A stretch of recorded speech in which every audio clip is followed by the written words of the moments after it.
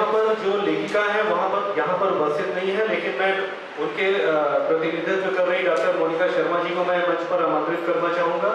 ये पुस्तकें हैं डॉक्टर सोनू चौहान जी का, जो हिसार से हैं, और उनका स्वास्थ्य क्योंकि इतना बेहतर नहीं, उनके आने के लिए थोड़ा सा मुश्किल है उनके लिए, और उनकी 2 पुस्तकों का विमोचन है। तो डॉक्टर मोनिका शर्मा जी।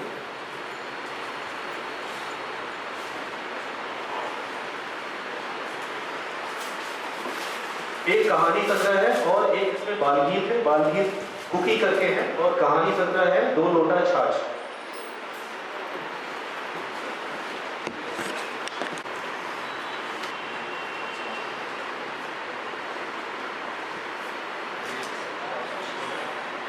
सर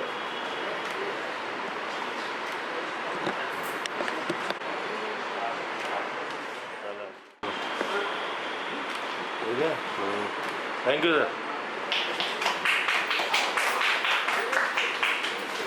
सोनू चौहान जी के बारे में मैं कुछ मेरा जो व्यक्तिगत अनुभव है वो मैं आपके समक्ष साझा करना चाहूँगा। उनका डॉक्टर मोनिका शर्मा जी के वजह से ही उनसे हमारा परिचय हुआ, और हमारी कोई मुलाकात नहीं, वो हिसार से थी और मैं प्रयागराज में। तो उनकी एक दीदी लगती है, तो वो उनका फ़ोन आया और वो चाहती थी कि मैं उनकी पुस्तकों का प्रकाशन करूं, और वो इसी में उनके जो लेखन का सार है कि वो क्यों चाहती थी कि मैं ही उनकी किताबों का प्रकाशन करूं। जिस समय उन्होंने ये बात मुझसे कही, उनका कीमोथेरेपी चल रहा था और उनको बचने की कोई उम्मीद नहीं थी, लगभग वेंटिलेटर पर थी, और उनका एक फ़ोन आया, और इस किताब के साथ जो एक वाक़या जुड़ा हुआ है कि उन्होंने कहा कि अगर आप इस किताब को प्रकाशित करते हैं तो उन्होंने बहुत सारे, हमने कहा नहीं ऐसी कोई बात नहीं है, किताब का प्रकाशन हो जाएगा, उसमें कोई वो बात नहीं है। और तो फिर उन्होंने सारी चीज़ें बताई, हमने कहा ज़रूर करेंगे, और कहें उनकी लिखी हुई कुछ ऐसी चीज़ें हैं जो मैं चाहती हूँ कि वो अपने जीवन में देखें। तो मैंने विश्वास दिलाया, अब मुझे भी नहीं मालूम था कि ऐसा कुछ होने वाला है। मैंने उनको विश्वास दिलाया कि ये किताब अभी आपको कुछ नहीं होने वाला है, और ये किताब प्रकाशन प्रक्रिया में मैंने जो है काम इस पर शुरू कर दिया है। ये किताब हम बहुत जल्द प्रकाशित कर देंगे, और आप इस किताब को देख पाएंगी, छू पाएंगी, महसूस कर पाएंगी, और इस किताब को देखे बिना आपको नहीं जाना है। और फिर कुछ ऐसे ही कुछ शब्द ऐसा ही निकला कि एक लेखक, अगर आपने कुछ लिखा है और एक लेखक उसका शरीर भले ही वो कभी नहीं बनता है। तो बस ऐसे ही एक शब्द, एक फोन पर ही ये बातचीत हुई, उन्होंने बताया, और उनके जीवन में वो चीज़ कितना काम किया। कहते हैं कि शब्द बहुत ही प्रभावशाली होते हैं। उस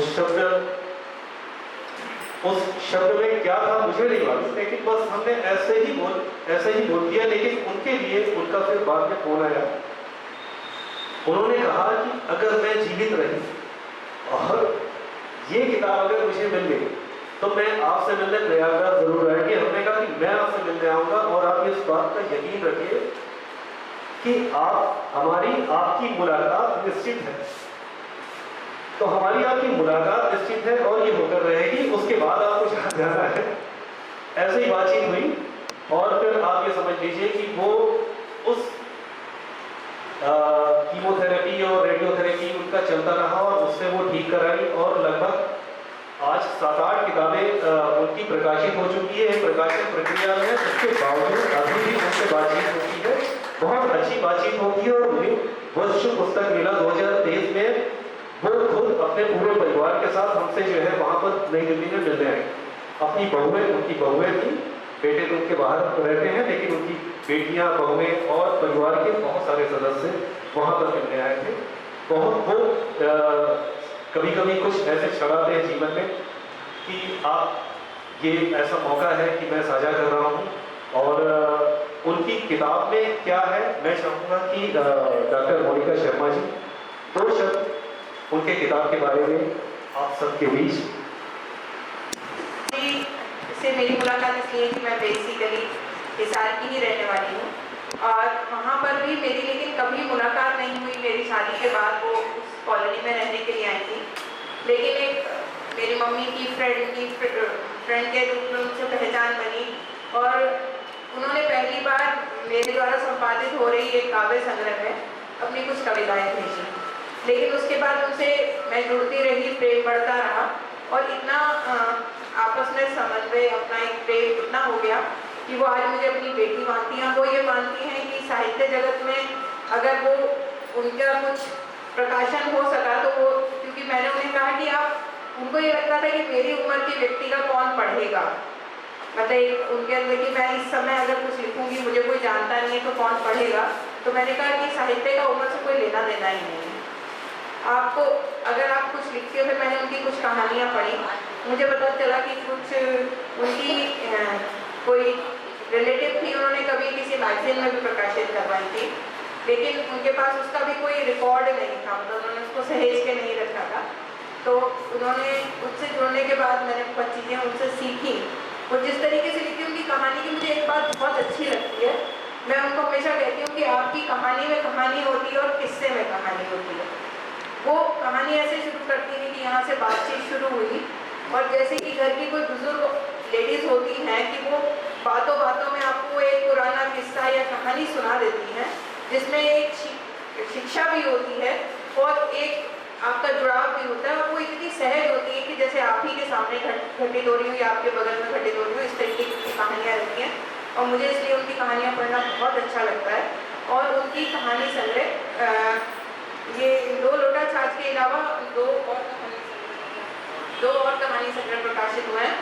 और इसके अलावा जो कुकी है इनका, ये इनकी बाल गीत संग्रह है और इसे भी आप ज़रूर पढ़िएगा। और उनके लिए मेरे पास शब्द नहीं है कहने के लिए, क्योंकि वो इतनी सेहत नहीं रखती हैं कि वो आ सकें, लेकिन फिर भी उन्होंने कल मुझे फ़ोन करके कहा कि तुम मेरी जगह चली जाना और वहाँ पर मेरी एक ना फ़ोटो मुझे भेजना, मैं उसी से अच्छा महसूस करूँगी कि मेरी पुस्तक का वहाँ पे पहुँचन हुआ। तो आप उनको सशरीर यहाँ उपस्थित मानते हुए ही एक बार अगर तालियों से उनका, और आप सबसे प्रार्थना करूँगी कि उनकी सेहत के लिए आप अपनी दुआएं जरूर दीजिए। धन्यवाद जी।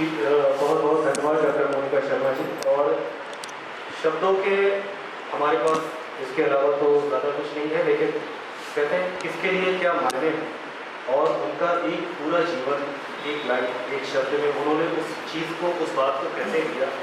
और अभी तक 7 से 8 किताबें उनकी प्रकाशित हो चुकी हैं, एक किताब प्रकाशित कर दी है। तो सोनू चौहान जी, आपका बहुत बहुत, हाँ जी, उनकी अभी रेसिपी की एक किताब अभी वो भी है अमेज़ॉन पर जो है टॉप 100 में वो भी आ गई थी, तो उसके लिए भी आपको बहुत बहुत बधाई। और इस क्रम में विप्लव कुमार यादव जी, आपकी पुस्तकें दिल बचाना